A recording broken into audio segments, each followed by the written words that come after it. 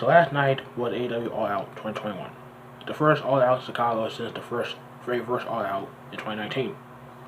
And I'm gonna go out on a limb and say this was a good pay-per-view.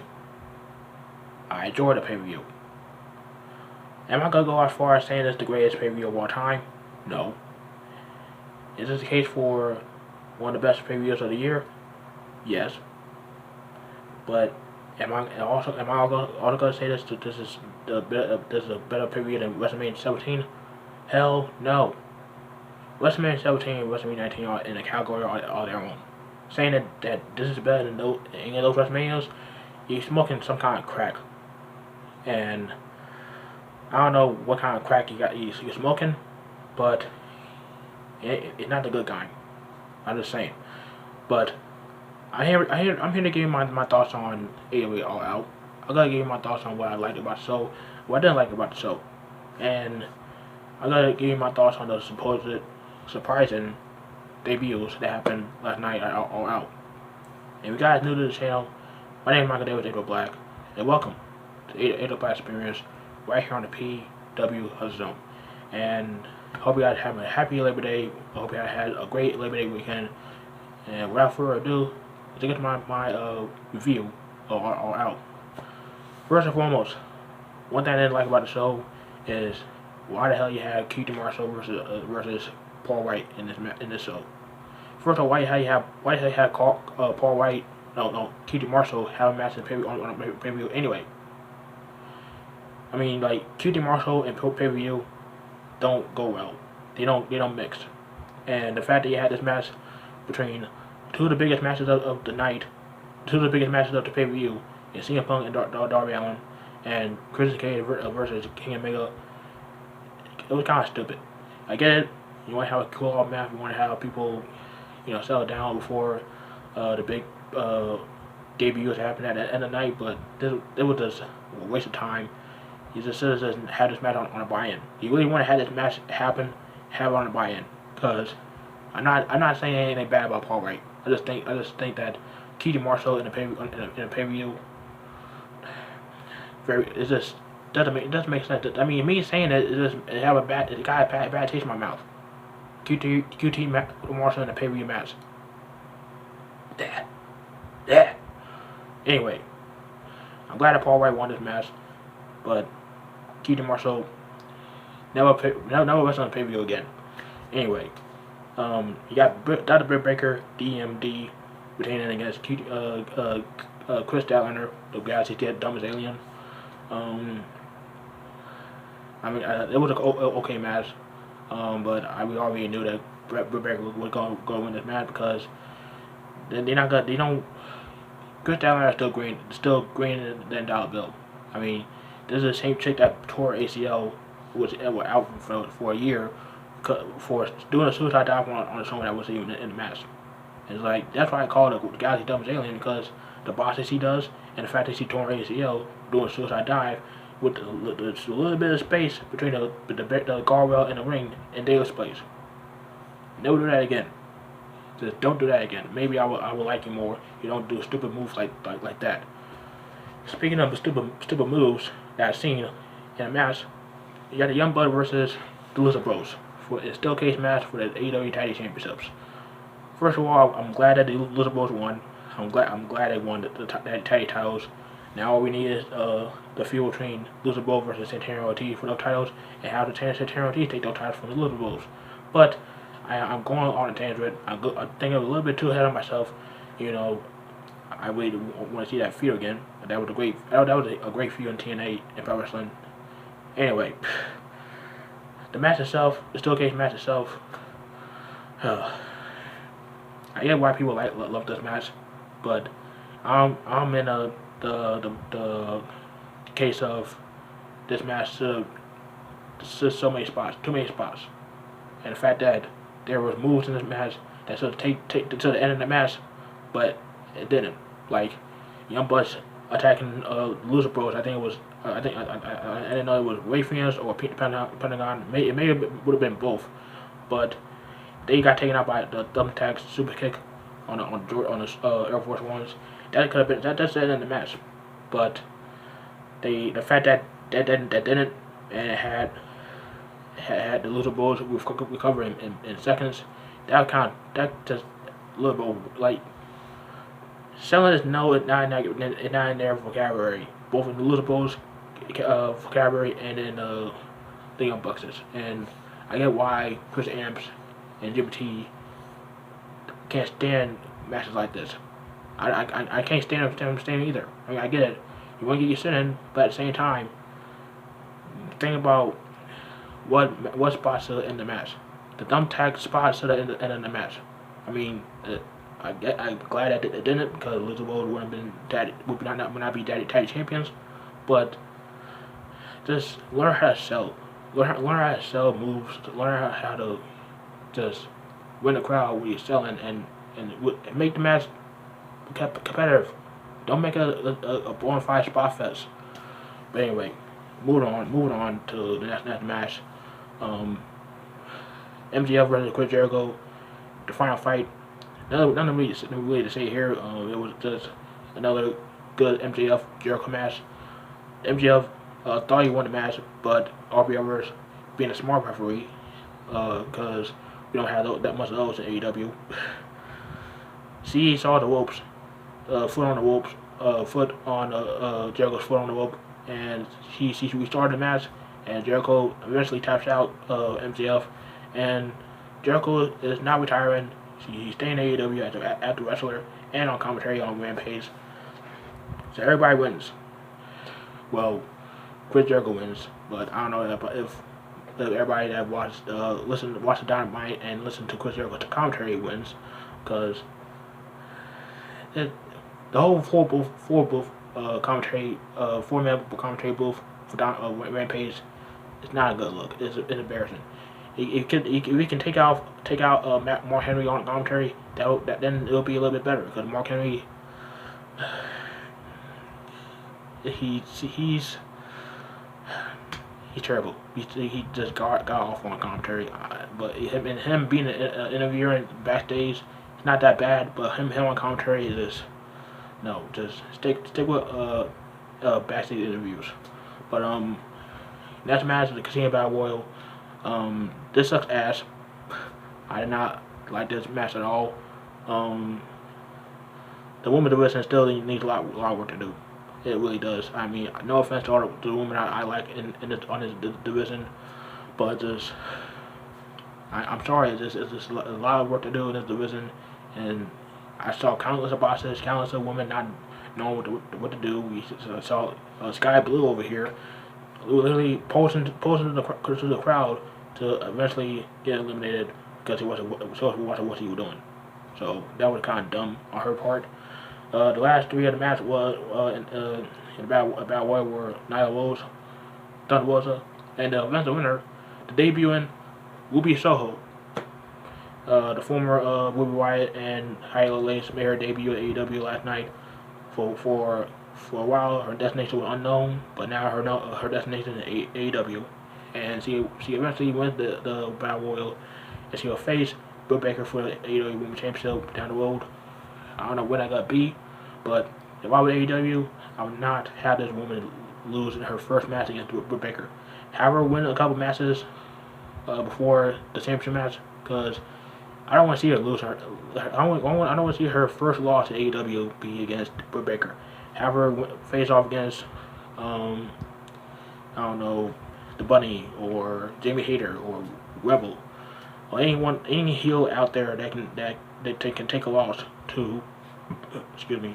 They can take a loss to Ruby Soho, because I don't want to see Ruby Soho just lose just like that. Build her up. I know they really want to have Thunder Rosa take this title off of Britt Baker. I don't think they want to do it just yet.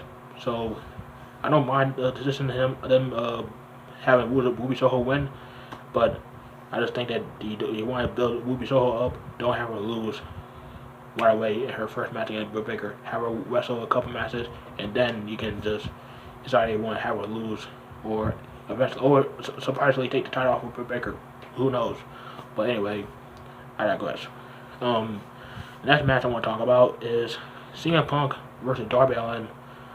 the semi main event, but a lot of people's minds in Chicago, this was the main event, and I don't blame them, because if all that happened in the Christian Cage and King Omega match didn't happen, maybe this match would have been the main event, but we all know why it wasn't.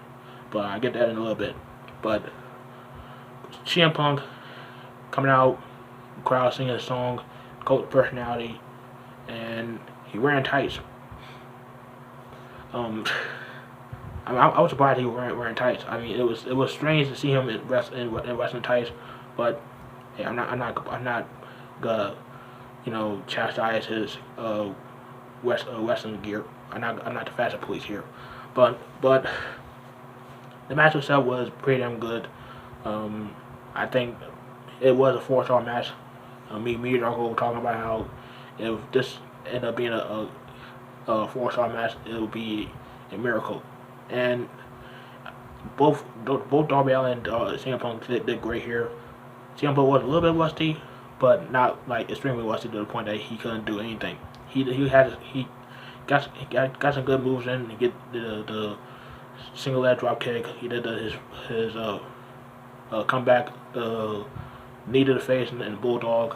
He hit the GTS on Darby Allin in the middle of the match and almost knocked him out on the outside. And Darby Allin got back in for a 10 count. And when Darby Allin did the coffin drop, CM Punk just literally set up like the Undertaker. He didn't roll out of the ring. He literally sat out like the Undertaker. It was funny. It was pretty cool at the same time. And eventually, CM Punk got the win with the GTS, go to sleep. And afterwards, both CM Punk and Darby Allin shook hands. Even Sting came out and shook CM Punk's hand, because Sting literally came, like, he walked Darby Allin to the stage and he went backstage. He didn't want to be distressing or anywhere near this match. He wanted to wait after the match to come out, and good on Sting. That was cool of him. Oh, before I get to the main event, he had John Moxley defeating Satoshi Kojima. It was a pretty hard-hitting match. Cool nod to the Shield with John Moxley coming out to like exactly where the Shield came out crowd-wise in WWE. After the match, you had John Moxley looking wide-eyed, like he saw a ghost, and he saw his future, because out comes the King, Murder Grandpa himself, Minoru Suzuki, and he lays out John Moxley with a gospel power driver. And during our out, it was announced that Minoru Suzuki would go one-on-one with John Moxley when John Moxley returns home to Cincinnati. And you already know the fans are gonna be singing "Wild Thing" from top of their lungs as he's from Cincinnati. Wild Thing is a song from Major League, where it's a movie about the Cleveland Indians. So Cincinnati gonna be rocking this Wednesday night, and it's gonna be a pretty cool sight to see. But we have the main event. You have Christian Cage versus King Omega, AEW World Championship. Nothing really right home about here.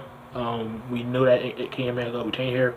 It hit the Super Avalanche, one ring angel with the second rope, and that's all she wrote for her for the match. Christian Cage winning the Independent World Championship was pretty much a spoiler to have that King Omega would go win against Christian Cage at All Out for the AEW World Championship. And after the match, you have the Stupid Elite. Yes, the Stupid Elite, not the Super Elite. Taking out Christian as Jurassic Express comes out and tries to make a save, but they got taken out by the Stupid Elite. And King Omega grabbed the microphone, talking about how only people that go have me, because stop me from stage to top for me, are either retired or they're no longer here or they're dead.